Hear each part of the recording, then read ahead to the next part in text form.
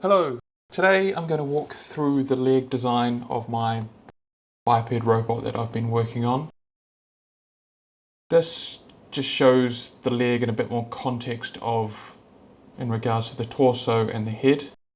At the moment the torso is only one side and the head and torso are a work in progress.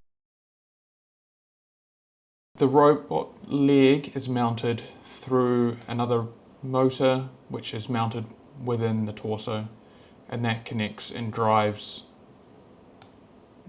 the femur around the hip axis. I'm going to jump to the leg in isolation and go through the overall structure, the motor positions, and the designs of the femur and tibia and the power transmission between. So now we can see the leg in its entirety. This is shown in its nominal standing position. So we have the knee motor, which is mounted coaxially with the hip axis, the femur, the knee, and the tibia. I did want to originally have a foot, but to keep things simpler, I left off the foot design and I'm using basically the end of the tibia as a foot. In the future, I'd like to add that back in, but for now, there's plenty of challenges before that. Internally, we have a belt that connects the motor axis to the knee axis, and that transmits the motion from the motor to the tibia. The reason why the motor is located on the hip axis for the knee is to minimize the overall moment of inertia around that hip axis. So when that hip rotates the leg, it doesn't have to rotate that massive several 100-gram load of that knee motor. There are some designs that do have it at the knee, which I may be able to get away with from a torque perspective, because these leg motions are quite slow, but these motors are also quite bulky, so you would end up with quite a large knee design which would dominate that lower leg. So for now, I'm keeping it at that hip axis. As I mentioned, within the femur, there is a belt which transmits the torque from that hip axis to the knee axis. So this is done through two pulleys, which are the same diameter. That was to keep and simplify any kind of torque calculations. The belt is an off-the-shelf purchase and it was sized based on the ISO standard calculations. I can share the Excel calculator I made for that in a future post or on GitHub if that's of interest to anyone. The pulleys are based on that belt profile and are intended to be 3D printed. At the moment, with the testing I've done, they seem to be performing okay, but I may need to either print them in a more robust material or purchase off-the-shelf components. There's also no tensioner on this belt at the moment, which again may need to be added in a future design iteration. The connection between the femur and tibia is happening through that knee joint. It's composed of the pulley and two SKF bearings. For the forces and loads that these bearings are going to be exposed to, these are definitely overkill. The reason that they are the size they are is because this pulley is 3D printed, and I wanted to ensure that these weren't going to just snap as soon as any load was placed on them. So that internal diameter is what drives the overall size of the bearing. I did have two approaches to this leg design and how it was mounted. I wanted to have this piece on the outside of the femur, but to get the connection between this knee pulley and the femur parts just got a bit small and fiddly, and I wasn't confident in the strength of the design. So having this inner tibia piece inside the femur allows for that stronger connection between the knee pulley and this piece. And this is all clamped with bolts going through. The other thing I had to take into account was the tibia motion. So I needed to make sure that because it's sitting inside, that there is an envelope where this tibia can rotate up and rotate back without clashing. So there are some clearances which you can see here and here.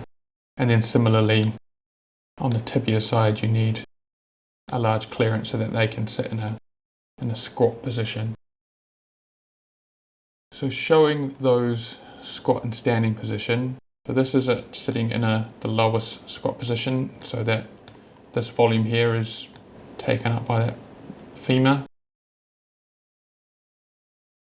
And the idea is that when it's in this low position, we could also have it power off and effectively sit on the end of the tibia here and the base of the femur here, and that would allow it to sit in a stable position. Now in the standing position, it just extends fully up and you end up with the close bit here that's the limits the range of motion.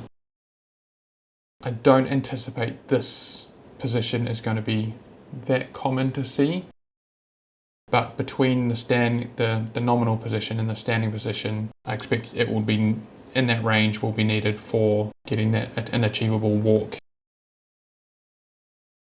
Between the two pieces, it's held by 2 bolts here, and that also has overlap with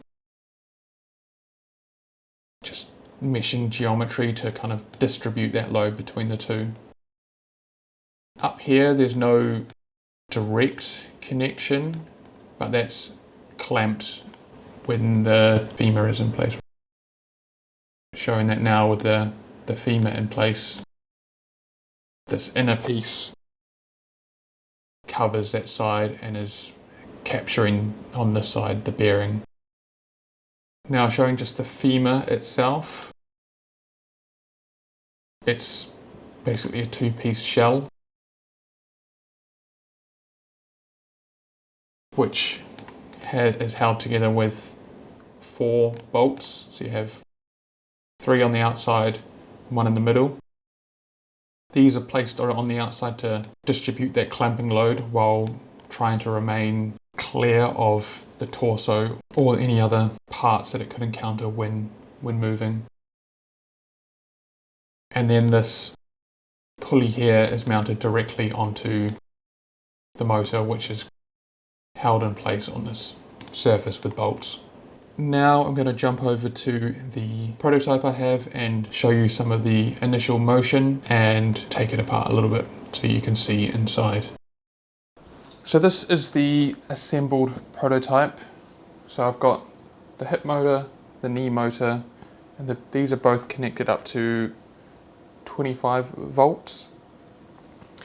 We've also got a CAN adapter that connects to the computer that drives the motors through Python currently. We can run and move the joints so we can see the full range of the tibia. So that's hitting the physical limits of the motion, and then we can also move the hip motor back and forth. So that's able to log the position. So that's returning it back to the neutral position. This is a basic program that moves the leg to 2 positions. So you set travel limits and then back into a neutral position, and then it moves to 2 positions within that range. So we now move it to that travel limit. Now move it to the forward travel limit. We then move it back to a neutral position, and it moves to a point there, and then the point near the front. The control algorithm needs to be further tuned, obviously. Opening up the prototype now, so separating the 2 halves, you have the 3 bolts that connect the femur to the hip motor. You have the bearing that is pressed in place. The more interesting side, so you've got the knee motor, and then you've got the belt that connects to the knee pulley, and that currently has some slack in it. So potentially I'll need a tensioner in there to both help assembly and also to allow for keeping sufficient tension on this to avoid skipping or the belt popping off the pulleys. So I'm going to go ahead and start taking off this side of the tibia. That's just held in place by those 2 bolts. So here you have the 2 halves, and you can see the connection from pulley goes into the matching 4 pins on that side. And you can see the belt in place there. I can actually slip that belt straight off. When I did the initial assembly, I couldn't. So that has definitely stretched since it's been in place. This is also the wrong belt. That pulley there has also loosened off, so I may need additional locking to keep that held sufficiently in place. Let me go and disconnect that further. So popping off, you have the other side of the pulley, which just sits around that joint there. And then on the inside you have pulley that's pressed onto that shaft and sits in that pocket there. I'm not going to take this off further because it's just removing bolts and there's nothing exciting connecting those 2 there. If you have any questions, pop them in the chat below and I'll do my best to answer them.